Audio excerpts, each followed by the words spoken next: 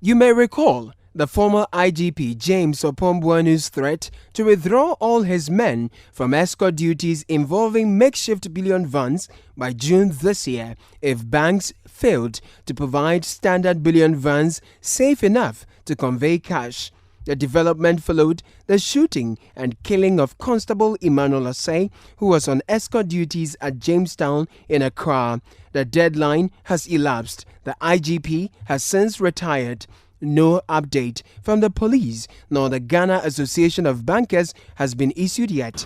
Rather, what many have observed is armed military men on escort duties following the makeshift bullion vans. On one such duties, an unidentified military officer among an escort team has been accused of shooting a civilian on a motorbike on July 23, 2021 at Echampon Junction, a suburb of East Legon, around 1 p.m.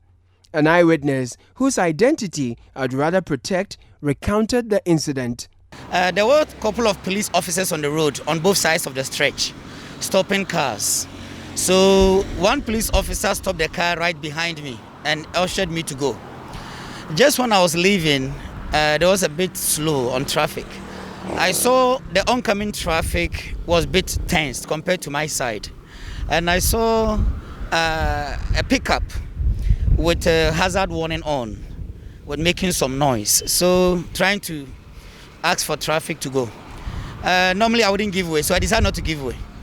So a few seconds later, I saw a military van pickup also behind the pickup. And I realized that they were together. Okay. One thing I know for certain is that the first pickup was not a military. But the second one, I saw a GA registration number. So I kind of gave way the moment I saw the military, knowing that there might be security people responding to emergency. So I gave way and I started pulling to the right.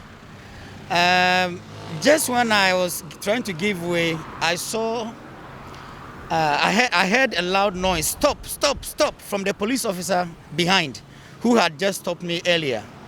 So I thought maybe he was asking me to stop. So I kind of slowed down and looked in the mirror. At that point, I saw a guy on a motorbike approaching my car, getting to the passenger side of my car, but also driving towards American House. So it seems my presence and the other cars didn't make it possible for him to pass. So he kind of stopped. I now parked my car and was giving way to the military. Few seconds later, I heard a gunshot, boom! So in fact, I shouted, I thought I had been shot. So I started shouting. Somebody had shot me. I thought maybe they shot in the car. But then I checked, no, I was fine. So I looked back and the guy who was in the motorbike following me a few seconds was the one who had been shot. The eyewitness is certain that a military officer on the team escorting the makeshift bullion van fired the shot. He explains why. My observation is that it is 100% the military who did the shooting.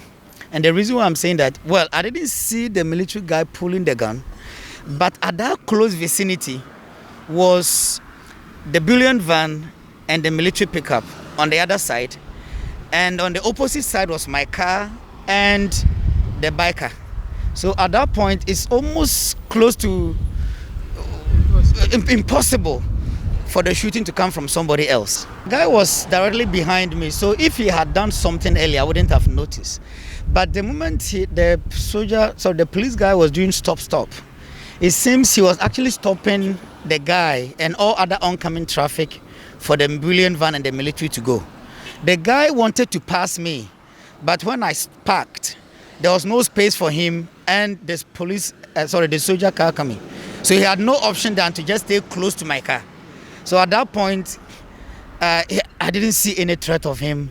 And after the incident, we went to him and my observation is just an ordinary guy. But as to why the shooting happened, he never even got close to the bullion van. He wasn't. What was the response of the police personnel coincidentally stationed at the scene? I must be honest, the police reaction was very bad at the time. And I personally had to even approach the police and ask them, why did you guys allow the military to go? I think 3 of the police officers jumped on their car and started chasing the soldier and the bullion van. Less than 10-15 minutes, they were back saying they couldn't find them. The victim of the shooting is 37-year-old father of two, an electrician with 3 employees at Adringano, Michael Vaughan. He narrated his ordeal to me. As I made the U-turn facing them directly, then the bullion van bypasses me. Then after that is the military pickup. So when they get to beside me exactly, then the shot came on me. And at that time, I was totally off. I was on a helmet, but the sound even alone even made I can't even hear anything at that time. There was a car that I somehow stopped beside the car, at the back of the car, and the guy was also shouting, "Oh, what is it? What is it? You kill me! You kill me! Kill me!" The blood that was coming out, I never seen such a blood flowing in front of me like this in my life. So that time, what do I do with that at that time? And questions are coming. People were there staring at me. And the police keep asking me, what do you do? What do you do? And they came in numbers. For them, no, at that time, I was thinking maybe they will be the one to assist me first to get health care. This is police? Yes. I was thinking that time because watching my hand and the blood flowing, it was deep, very, very deep wound. I put my hand inside like this, my hand just lost inside. Finding a hospital to treat him in time was a hurdle, as some facilities took him for a robber, but Vaughan would rather not name which facilities turned him away. You just get to the gate like this, and I just jump off open the door myself, get down, start shouting to the reception, begging the police. I had a short runner, please, they should take care of him. I'm losing blood. I keep jumping, shouting, saying what I can say, so that they can take care of me. But they're just watching me. Someone say, go to the emergency, go to the emergency. Okay, no problem. I get down myself, run straight to the building, and it's on a story building. I had to climb one two-story building to go to where they are. I went there to. They say they can't take care of me. They are busy for now. They can't take care of me. I do everything. I say whatever I can say. Oh, I was seriously crying, like a baby. Just for them to feel something for me as a human being, but they never show any sympathy on me. We've come to the medical facility where Michael Vaughan was treated. It's called Bloom Medical Center. We've tried to engage the authorities and to speak to the doctor to tell us the extent of injury Michael reported with and how far treatment have gone. We have been unsuccessful getting the hospital to speak to us, giving us such details. They have declined talking to us. It's been a little over 2 weeks since the incident. Vaughan explains that scars from the gunshot wounds show where the bullet penetrated his hand and came off. We've come to Adringano, a suburb called Ability, and this electrical shop, we are told, belongs to Vaughan, the young man who was shot by the military while on a motorbike around a Champon junction. So we are going to go into the shop and have a conversation with the staff of Vaughan.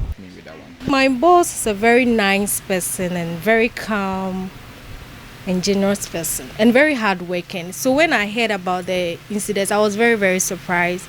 And he's not a bad person too. So I was really surprised when I heard about it. Wow. But for you, as someone who works with him, knowing that such a thing has happened to him, how do you feel? Oh, I was really, really scared and I was surprised. As I said earlier, I was really, really surprised and scared because after all, he's the reason why we are here. So let's say if something like this has happened to him, that means we are nobody. Like, he's the one who paid us. So I was very, very surprised and scared. At the time of filing this report, efforts to reach the military for response were unsuccessful. We've spent some time at the East Legon District Police Headquarters. Its District Commander is Superintendent Kwame Jesse Afari. He wouldn't give us much information except to tell us that indeed the case has been reported here. He also assures us that they have written to the military and they are hoping to hear from them soon from whence their investigation will be carried forward. We'll keep an eye on this story and bring you all the details we can get. For now, Michael Vaughan is asking for justice. Caleb Kuda for City News.